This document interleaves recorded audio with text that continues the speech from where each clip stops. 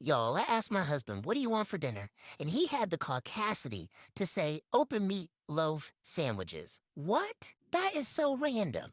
This man went to a butcher shop the other week and picked up some meatloaf. Who goes to a butcher shop and gets meatloaf? My husband. So we had to figure out a way to get rid of this. And he said, make these open face meatloaf sandwiches, whatever.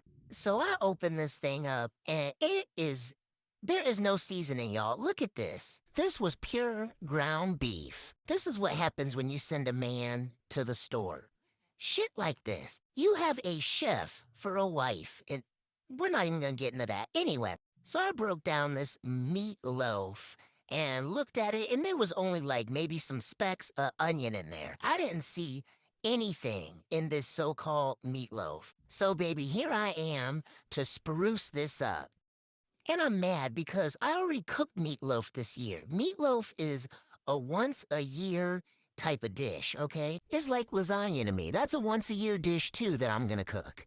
Anyway, so I got this milk and Ritz crackers crushed up right here. This is what's gonna make your meatloaf juicy, by the way. So do that step. Mix some crackers with milk. And then I sauteed up some green pepper, onion, and garlic. That also helps the juiciness. And then I had some leftover scallions in the fridge. I just threw those in. You don't have to. Now look at this pan. It has been through some things. So I said, let me clean it up and put this meatloaf back in here because I am not doing dishes, baby. So here we go, the after product. It looks good. Let's stuff this thing. It was filled. Because this is how it should have looked, y'all.